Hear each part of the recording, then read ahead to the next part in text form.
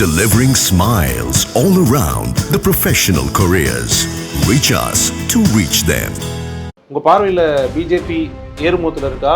West பெங்காலை capture பண்ணுவாங்களா? இப்போ பார்த்தீங்க அப்படின்னா அமித்ஷாவும் எப்படியாச்சும் பெங்காலை கேப்சர் பண்ணணும். ஏன்னா அவங்களுக்கு வந்து 2029 ஒரே நாடு ஒரே தேர்தல். அதில் எதிரியா இருக்கக்கூடிய முக்கியமான ஒரு நபர் வந்துட்டு பார்த்தீங்கன்னா மம்தா பானர்ஜி. அவங்களுடைய மாநிலத்தை வச்சு அவங்களுக்கு குத்திடணும். அதான் இப்போ நடக்குது. உடனே இப்போ மம்தாவை காட்டுறாங்க. அது பாட்டுக்கு சாதாரணமாக ரோட்டில் எப்பொழுது போல நடுநாயகமாக நடந்து போயிட்டு இருக்கு. பின்னாடி இருக்கிறவங்களாம் பார்த்தோன்னா அதிகாரிக்க மாட்டவங்க தான் இருக்காங்க. எவ்வளோ இப்போ விஜய்க்கு சொன்ன மாதிரி தான் விஷன்லேருந்து நம்ம we can read so many things. அந்த இடத்துல இப்போவும் ஸ்ட்ராங் வந்துட்டு மம்தா தான். ஆனால் ஒப்பீனியன் போல அப்படியே தூக்கி மம்தாவுக்கு இது பிஜேபி கொடுக்குறாங்க. இது வரைக்கும் கேப்சர் பண்ணாத ஸ்டேட்ஸை கூட இந்த முறை இதுக்கப்புறம் பிஜேபி கேப்சர் பண்ணணும், நார்த்தில் வந்து இன்னும் வலிமையாகிறாங்க அப்படின்ற ஒரு கருத்து இருக்குல்ல. ஆமாம், அதுக்கான வாய்ப்பு இருக்கா? காங்கிரஸ் இருக்கக்கூடிய இடங்களையும் இழக்குமா? அவங்க முதல்ல கேப்சர் பண்ண மாநிலம் அது ஓபி. அந்த மாநிலத்தில் போன மக்களவை தேர்தலில் அவங்க 43 சீட்டை இழந்தாங்க. இவிஎம் இருந்தோம். ஏன் இழந்தாங்க? இவிஎம்க்கு ஒரு பாசிட்டிவ் சைடு இருக்குன்னு எடுத்துக்கலாமா? இல்லை, அப்படி கிடையாது. அதான் நீங்கள் அவசரப்படுறீங்க. இதையும் தாண்டி மக்கள் ஓட்டு போட்டாங்க. ஆகாயம் நேயர்களுக்கு வணக்கம். மூத்த பத்திரிகையாளர் திரு ஐயநாதன் அவர்கள் நம்ம கூட இருக்காங்க. வணக்கம் சார். வணக்கம் சார். தமிழ்நாட்டினுடைய இந்த எக்ஸிட் போல்ஸை விட வெஸ்ட் பெங்காலுடைய எக்ஸிட் போல்ஸ் வரும்போது பலருக்கும் இருந்தது என்ன அப்படின்னா, பிஜேபி எந்த அளவுக்கு முன்னேறி இருக்காங்க, இல்லை மம்தா முன்னணியில் இருக்காங்களா அப்படின்னா அங்கே மிக்ஸ்டாக இருக்குது. பிஜேபிக்கு ஏறுமுகம் இருக்கும் இந்த வாட்டி, வந்து தே கேன் அச்சீவ் அப்படின்ற ஒரு ஒப்பீனியனும் இருக்குது. உங்கள் பார்வையில் பிஜேபி ஏறுமுகத்தில் இருக்கா? வெஸ்ட் பெங்காலை கேப்சர் பண்ணுவாங்களா? 2019 மக்களவை தேர்தல் அப்போ, அதுக்கு முன்னாடி தேர்தலில் வந்துட்டு அவன் 18% ஓட்டு தான் பிஜேபி. அந்த மக்களவை தேர்தலில் அவன் 40% ஓட்டாக இன்க்ரீஸ் ஆனான். புரியுதுங்களா? திடீர்னு அவன் 18 எம்பி ஆனான். யாருமே கண்டுக்கல. இவிஎம் வேலையெல்லாம் அப்போலாம் வந்துட்டு உணரப்படாத நேரம். நான் அப்போ தான் புத்தகம் எழுத ஆரம்பிச்சிருக்கிறேன். அந்த அளவுக்கு. இப்போ பார்த்தீங்க அப்படின்னா அமித்ஷாவும் எப்படியாச்சும் பெங்காலை கேப்சர் பண்ணணும். ஏன்னா அவங்களுக்கு வந்து 2029 ஒரே நாடு ஒரே தேர்தல். அதில் எதிரியா இருக்கக்கூடிய முக்கியமான ஒரு நபர் வந்துட்டு பார்த்தீங்கன்னா மம்தா பானர்ஜி. அவங்களுடைய ஃபீல்டில் அவங்களுடைய மாநிலத்தை வச்சு அவங்களை குத்திடணும். அதான் இப்போ நடக்குது. அதனால தான் என்ன சொல்கிறாங்க, தேர்தல் முடிந்த பிறகும் கூட நாங்கள் அனுப்பின அந்த மத்திய படைகள் வந்துட்டு கூடுதலாக 2 மாதம் அங்கேயே இருக்கும் அப்படின்றான். அதாவது இவன் கலவரத்தை எதிர்பார்க்குறான். அப்போ அங்கே முடிவு அந்த மக்கள் எதிர்பார்த்ததுக்கு மாறா இருக்க போகுதுன்னு அர்த்தம். புரியுதுங்களா? நேற்று அங்கே போலிங் நடக்குது. நேற்று தானே போலிங் நடக்குது, 2வது கட்டம் 142 தொகுதிக்கு. ஆங்கில சேனல் எதுவும் அங்கே வன்முறை நடக்கிற மாதிரி அப்படி இப்படின்றா. இந்த சேனல் ஒரு பக்கம், நீங்கள் ரெகுலராக ஹிந்து படிக்கிறாள், ஒரு ஃபர்ஸ்ட் ஃபேஸ் நடந்த உடனே வந்து ஸ்டாட்டிஸ்டிக்ஸ் என்ன சொன்னாங்க அப்படின்னா, இந்தியாவிலே வெஸ்ட் பெங்காலோட ஃபர்ஸ்ட் ஃபேஸில் தான் பயங்கர வைலன்ஸ் அப்படின்லாம் செய்தி வெளியிட்டாங்க. ஆமாம். இல்லை, என்ன வைலன்ஸ்? எத்தனை பேர் செத்து போனாங்க? ஏங்க வயலன்ஸ் எல்லாமே வயலன்ஸுங்க. அப்புறம் நீ எங்கே போயிடுவ? இதையும் போய்ட்டு வயலன்ஸா? நான் தான் கேட்குறேன். நான் இந்த 20 குண்டார்களோடு மம்தா வலம் வருகிறார் அப்படின்னு ஒரு நியூஸ் ஆங்கர் பேசுகிறாங்க. உடனே இப்போ மம்தாவை காட்டுறாங்க. அது பாட்டுக்கு சாதாரணமாக ரோட்டில் எப்பொழுது போல நடுநாயகமாக நடந்து போயிட்டு இருக்குது. பின்னாடி இருக்கிறவங்களாம் பார்த்தோன்னா அதிகாரிக்க மாற்றவங்க தான் இருக்கிறாங்க. எவ்வளோ இந்த விஜய்க்கு சொன்ன மாதிரி தான் விஷன்லேருந்து நம்ம we can read so many things. அந்த இடத்துல இப்போவும் ஸ்ட்ராங் வந்துட்டு மம்தா தான். ஆனால் ஒப்பீனியன் போல அப்படியே தூக்கி மம்தாவுக்கு இது பிஜேபி கொடுக்குறாங்க. பொறுத்திருந்து தான் பார்க்கணும். ரொம்ப சாதாரணமாக விளையாடலாம். அந்த இவிஎம் வச்சுக்கிட்டு ரொம்ப சாதாரணமாக விளையாடலாம். நான் எல்லாத்தையும் ஆதாரபூர்வமாக நான் எழுதியிருக்கிறேன் புத்தகத்தில், எப்படி இவங்க வந்துட்டு மேனிப்புலேட் பண்ணலாம் அப்படின்றத. அதான் இங்கே ரொம்ப முக்கியம். இவ்வளோ தூரம் எலக்ட்ரானிக்ஸில் முன்னேறி இருக்கக்கூடிய ஒரு உலகத்தில் என்றைக்கு அமெரிக்கா ஏன் காகிதத்தில் குத்துது, ஜப்பான் ஏன் காகிதத்தில் குத்துது, இங்கிலாந்து, ஃப்ரான்ஸு, ஜெர்மனி எல்லாம் ஏன் காகிதத்தில் குத்திட்டு இருக்கிறாங்க? எலக்ட்ரானிக்ஸ் வச்சு ஃபினிஷ் பண்ணிட்டு போகலாம்ல. ஏன் அதை செய்கிறாங்க? அதையும் செய்கிறாங்க. பின்னாடி ஒரு கேமரா வச்சுக்கிட்டு கரெக்டாக கை அளவுக்கு அது கவர் பண்ணும். அந்த சீரியல் நம்பரோட வாக்கு சீட்டில் இருந்து அது வரைக்கும் அதை அப்படியே கவர் பண்ணும். ஏதாவது டிஸ்பியூட் வந்துச்சுன்னா காகிதத்தை மட்டும் இது பண்ண மாட்டான், அதையும் சேர்த்து பார்ப்பான். ரைட்டா? சேர்த்து பார்த்து தான் முடிவெடுத்து ட்ரம்ப் ஒரு தடவை போன தடவை தோத்ததை வந்து டிஸ்பியூட் பண்ணாரு. அப்போ அப்படி தான் பண்ணாங்க கவுண்டிங். வாக்கு சீட்டையும் பார்த்தாங்க, கேமரா பற்றியும் பார்த்து தான் நோ யூ லாஸ்ட் அப்படின்னு ஒன்று தான் அவர் விலகினார். செகண்ட் டைம் போட்டுட்டு தோத்தார்ல அவர். அப்போ எதுக்கு நான் சொல்ல வரேன் அப்படின்னம்னா, ஒரு எலக்ட்ரானிக்ஸ் அப்படின்றது ஒரு ப்ரோக்ராமபிள் டிவைஸ் அது. ஆனால் இது அப்படி கிடையாது. நீ எடுத்துகிட்டு போயிட்டு அதை குத்தணும், நீ தான் மடிக்கணும், நீ தான் போட்டியில் போடணும். அந்த சீலை அங்கே என்ற இடத்துல தான் பிரிக்கணும். அதில் ஒரு சீரியல் நம்பர் இருக்கும். அந்த சீரியல் நம்பர் இருக்கக்கூடிய அந்த கட்டை அதில் உங்களுடைய கையெழுத்து கவுண்டர், அதில் உங்களுடைய கையெழுத்து இருக்கும். இதெல்லாம் வந்துட்டு இவிஎம்மில் கிடையவே கிடையாது. அங்கே ஒரு சீட்டு கொடுப்பான், அந்த அமௌண்ட்டை கொடுத்துட்டோன்னே அங்கே இது போட்டு போங்க ஓட்டு போடுங்கன்னு அவங்கள்ட்ட முடிஞ்சு போச்சு. ஆதாரமே இருக்காது. இது வரைக்கும் கேப்சர் பண்ணாத ஸ்டேட்ஸை கூட இந்த முறை இதுக்கப்புறம் பிஜேபி கேப்சர் பண்ணும், நார்த்தில் வந்து இன்னும் வலிமையாகிறாங்க அப்படின்ற ஒரு கருத்து இருக்குல்ல சார். அதுக்கான வாய்ப்பு இருக்கா? காங்கிரஸ் இருக்கக்கூடிய இடங்களையும் இழக்குமா? இப்போ அவங்க முதல்ல கேப்சர் பண்ண மாநிலம் அது ஓபி. அந்த மாநிலத்தில் போன மக்களவை தேர்தலில் அவங்க 43 சீட்டை இழந்தாங்க. இவிஎம் இருந்தோம். ஏன் இழந்தாங்க? இப்போ இவிஎம்க்கு ஒரு பாசிட்டிவ் சைடு இருக்குன்னு எடுத்துக்கலாமா? இல்லை, அப்படி கிடையாது. அதான் நீங்கள் அவசரப்படுறீங்க. இதையும் தாண்டி மக்கள் ஓட்டு போட்டாங்க. இவிஎம்ல ஒரு சர்டன் பர்சன்டேஜ் தான் பண்ண முடியும், ஒரு 10%. இப்போ நான் சொல்கிறேன், இப்படி சொன்னால் தான் உனக்கு புரியும். இப்போ விஜய் வந்துட்டு 40,000 ஓட்டு வாங்கியிருக்கிறாரு சைதாப்பேட்டையில். ரிசல்ட் வருது, 22,000 ஓட்டு வருது. விஜய் என்ன நினைப்பாரு, நீ என்ன நினைப்ப? விஜய் கட்சிக்கு இங்கே 22,000 ஓட்டு வந்துச்சு, அவ்வளோதானே. நான் சொல்கிறேன் அது 44,000 ஓட்டுன்னு. யாருக்கும் தெரியாது. விஜய் விழுந்த ஓட்டில் 50% தூக்கி அதிமுகவுக்கு ட்ரான்ஸ்ஃபர் பண்ணு. அதிமுக ஆதரவு வேட்பாளர் இங்கே நிற்கிறாரு, அமமுக, அந்த குக்கருக்கு ட்ரான்ஸ்ஃபர் பண்ணு. ஒன்றும் ஆகாது, அதே டோட்டல் தான்.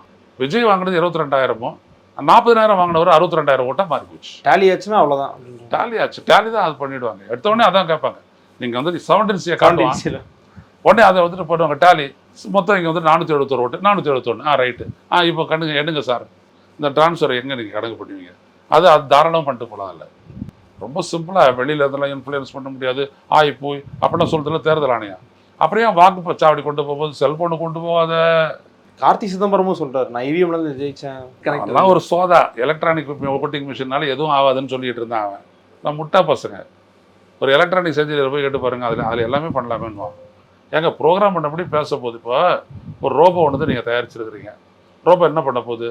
ப்ரோக்ராம் பண்ணதை எக்ஸிக்யூட் அப்படின்னு போகுது. டான்ஸை கொண்டு மாட்டானா அப்படின்னு போகுது. அதுக்கு அறிவு இருந்தால் செய்து அதே தான் இது. சர்க்கியூட் பேசுறது தானேங்க அது. பட் பிஜேபிக்கான வளர்ச்சி இன்னமும் இருக்கா சார்? ஒரு புடலங்காயும் இருக்காது, எதுவுமே பண்ணாது. எப்படி வளர்ச்சி இருக்கும்? எல்லாமே கூஃபு. அப்புறம் ஏன் அவன் உத்தரப்பிரதேசத்தில் தோத்தான்? ஏங்க நான் வந்துட்டு 9 பைசா கொடுக்குறேன், நான் 4 பைசா தான் கொடுக்குறான் தமிழ்நாட்டுக்கு. திருப்பி கொடுக்குறது டாக்ஸ் ஷேர் எனக்கு 4 பைசா தான் கொடுக்குறான். உத்தரப்பிரதேசம் 8 பைசா தருது, அவனுக்கு 16 பைசா கொடுக்குறான். அப்போ அங்கே எவ்வளோ டெவலப்மெண்ட் வந்துருக்கணும்? அப்போ அங்கேருந்து என் வேலை செய்ய எங்கே வரான்? இங்கே வந்துட்டு பார்த்தீங்கன்னா அவன் 2 பைசா தான் தர்றான். பீகார் அவனுக்கு 10 பைசா கொடுக்குறான். அங்கேருந்து இங்கே எல்லாரும் வரான். அப்போ அந்த துட்டுலாம் எங்கே போகுது? இதுதான் பிஜேபியினுடைய டபுள் என்ஜின். அதாவது நான் அங்கேருந்து சாப்பிட்றேன், நீங்கள் இங்கேருந்து சாப்பிடுறது தான் டபுள் என்ஜின். எல்லாமே வந்துட்டு பிஜேபியை பொறுத்த வரைக்கும் மாக்கறிங்க. இந்த எலெக்ஷன் ப்ராசஸே மாக்கறி. இதை முதல்ல இளைஞர்களெல்லாம் நினப்பில் வச்சுங்க. அப்புறம் விஜய், கலைஞர், ஸ்டாலின் அதெல்லாம் பார்க்கலாம். முதல்ல இவன் யாருன்னு பாருங்க. இந்த எலக்ட்ரானிக் ஓட்டிங் மிஷின். இல்லாட்டி எனக்கு ஃபோன் பண்ணுங்க, நான் விளக்குறேன். புக்கு வாங்கிக்கலாம், நான் புக்கு வாங்கிக்கலாம். வாக்கேந்திர சூழ்ச்சி, மக்களாட்சியின் வீழ்ச்சின்னு போட்டு நான் வெளியிட்டிருக்கிறேன். இப்போ மம்தா விஷயத்தில் போட்டவொடனே எலெக்ஷன் கமிஷன் உடனே அவனுடைய இதை போடுறான். அப்படிலாம் பண்ண முடியாது அப்படின்ற ஒரு இதை வந்துட்டு போட்டு வச்சுருப்பான். நான் போட்டிருக்கு இதில். ஆனால் என் மேலே கேஸ்லாம் போட மாட்டான். ஏன்னா நான் வந்தவொடனே கேட்பேன், எதுவுமே பண்ண முடியாது இல்லையா? அப்போ கவுண்டிங் பூத்தில் வந்துட்டு ஏன் யாரும் செல்ஃபோன் எடுத்துகிட்டு போகக்கூடாதுன்னு சொல்கிறேன்னு கேட்பேன். எல்லாம் கேட்பேன். நான் புத்தகத்தை எழுதி வச்சுருக்கிறேன். எனவே இதுதான். So opinion making. இப்போ ஒரு ஒப்பீனியன் போல் எடுத்த உடனே மக்களுடைய மூட் ஆஃப் தி ஸ்டேட் தெரியுது. இதில் எதை மாற்றணுன்றது இதுக்கப்புறம் முடிவு எடுக்கலாம். ஓகே, அதாவது எலக்ட்ரானிக் ஓட்டிங் மிஷினை டிவைஸ் பண்ணிடுறோம், ஓகே பண்ணிடுறோம். அடுத்த கட்டம் என்னன்னா எக்ஸிட் போல் வந்துட்டு உடனே அதில் இருக்கக்கூடிய அந்த குறை நிறையெல்லாம் வச்சுக்கிட்டு அடுத்த கட்டமாக என்ன பண்ணலாம்?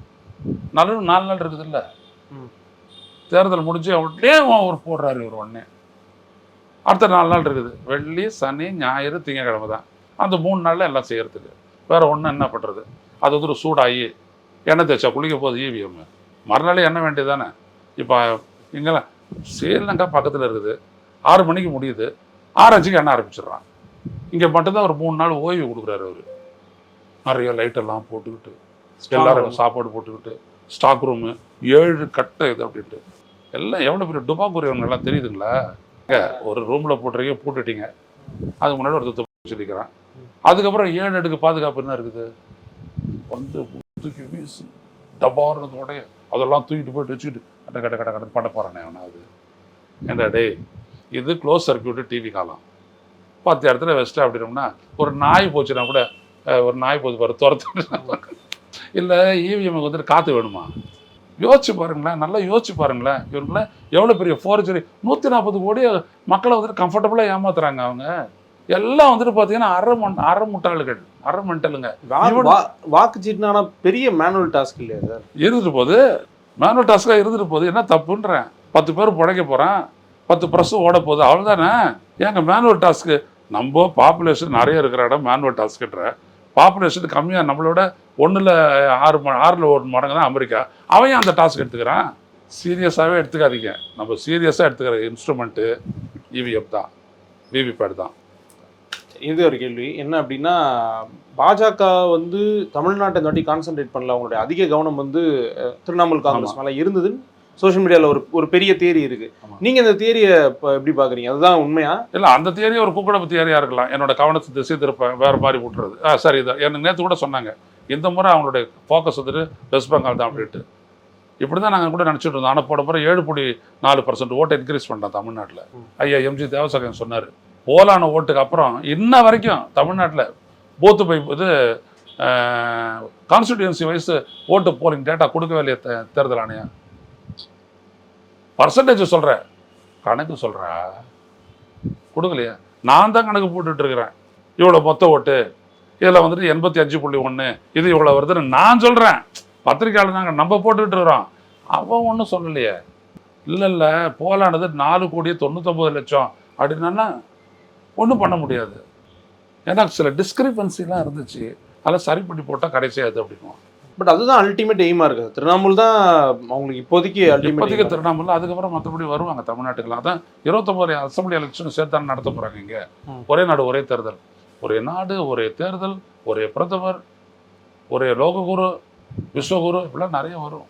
இங்கே நீங்கள் ஏமாறலை அப்படின்னோம்னா இன்னொரு இடத்துல ஏமாற முடியாது. ஸோ ஒரு ஏமாற்றத்துக்கு அப்புறமும் ஒரு டிவைஸை கண்டுபிடிச்சிட்டு அவன் போயிட்டே இருப்பான். அவனுக்கு என்ன, ஒட்டுமொத்த அதிகாரமும் அவன் கையில் வரணும். கார்பரேட்டுக்குன்னா அவனுக்கு தேவையானதெல்லாம் பிஜேபி செய்வான், முடிஞ்சு போச்சு. அப்போ இதை செய்யாதவங்களுக்கு ஒரு ஆளுநரை கொடுத்து குடைச்சல கொடு, அவ்வளோதான். ஓகே சார், உங்களுடைய நேரத்துக்கும் கருத்துக்களுக்கும் நன்றி sir. Delivering smiles all around the professional careers. Reach us to reach them.